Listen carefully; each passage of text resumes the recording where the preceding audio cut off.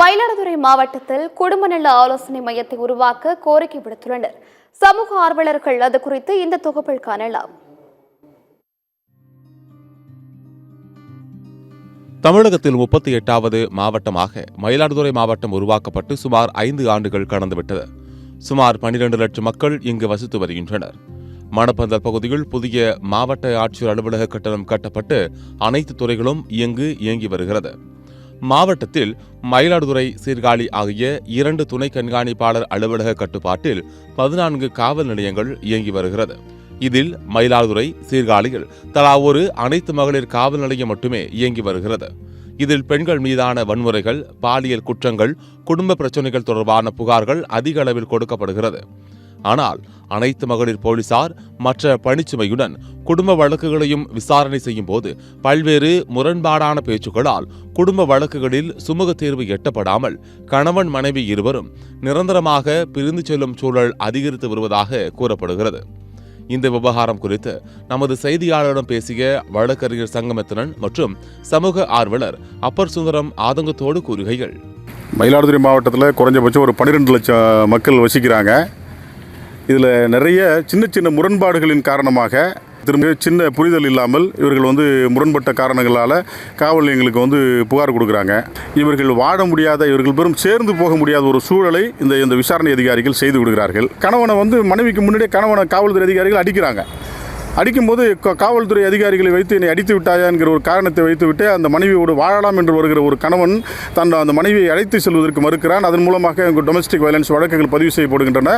நீதிமன்றங்களில் அவ்வளோ பெரிய வழக்குகள் வருவதற்கும் இந்த விசாரணை தான் முக்கிய காரணமாக இருக்குது. ஏன்னா இவர்களுக்கு எந்த விதமான பயிற்சியும் அந்த ஆலோசனையை வழங்கக்கூடிய அந்த நிகழ்வுகள் இந்த அதிகாரிகளுக்கு இல்லை.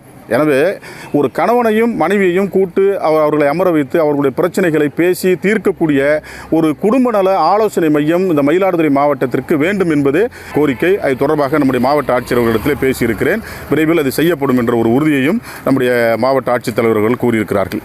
கடந்த சில ஆண்டுகளாக வர்ற பிரச்சனை என்னென்னு பார்த்தீங்கன்னா, குடும்ப பிரச்சனை, கணவன் மனைவி பிரச்சனைகள், குடும்பம் சார்ந்த பிரச்சனைகள் நிறைய வருது. அப்போ வருகின்ற பொழுது அந்த காவலர்கள் முறையாக அந்த ஒரு தாய் தந்தையர் போல இருந்து அவர்களை மீண்டும் இணைத்து வைப்பதற்கான முயற்சியை மேற்கொள்ளாமல் கடினமான வார்த்தைகள், அவர்கள் மனம் புண்படும்படியான வார்த்தைகள் மீண்டும் வாழ்வில் இணைய முடியாத ஒரு சூழலை உருவாக்குகின்றார்கள் என்ற குற்றச்சாட்டு நம்முடைய மயிலாடுதுறை மாவட்டத்தில் இருக்குது.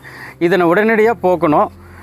அந்த பிரிந்த கணவன் மனைவிகளை இணைத்து வைப்பதற்கான மனநல ஆலோசனை கவுன்சிலிங் சென்டர்கள், அவங்க அங்கே தான் இந்த விஷயங்களை முறையாக 2 பேரையும் தனியாக கூட்டு வச்சு பேசி மனமாற்றம் ஏற்படுத்தி அந்த குடும்பத்தை இணைத்து வைக்கின்ற ஒரு வாய்ப்பு கிடைக்கும். ஆனால் இந்த ஒரு கடினமான வார்த்தைகள் பயன்படுத்துகிறவர்கள் அவங்க மீண்டும் மீண்டும் அவர்கள் விரிசல் ஏற்படுவதாக வருகிறது. ஆகவே தமிழ்நாட்டில் எல்லா இடத்துலையும் இந்த கவுன்சிலிங் அமைக்கப்பட்டு கொண்டிருக்கிறது. மயிலாடுதுறை மாவட்டம் உருவாகி 4-5 ஆண்டுகள் ஆகின்றன. இந்த மாவட்டத்திற்கென்று உடனடியாக ஒரு குறைந்தது ஒரு சட்டமன்ற தொகுதிக்கு 1வது கவுன்சிலிங் சென்டர் தமிழ்நாடு அரசு சார்பில் உருவாக்கி தரணும். அப்போ தான் இப்படிப்பட்ட குடும்ப பிரச்சனைகளுக்கு தீர்வு கிடைக்கும் என்பது உறுதி.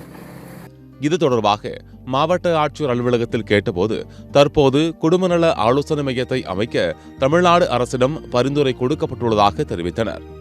எனவே மயிலாடுதுறை மாவட்டத்தில் குடும்ப பிரச்சனைகளுக்கு சுமூக தீர்வு கண்டு குடும்பங்கள் ஒன்று சேர்ந்து வாழ குடும்ப நல ஆலோசனை மையத்தை உருவாக்க உரிய நடவடிக்கை எடுக்க பொதுமக்கள் மற்றும் சமூக ஆர்வலர்கள் கோரிக்கை விடுத்துள்ளனர்.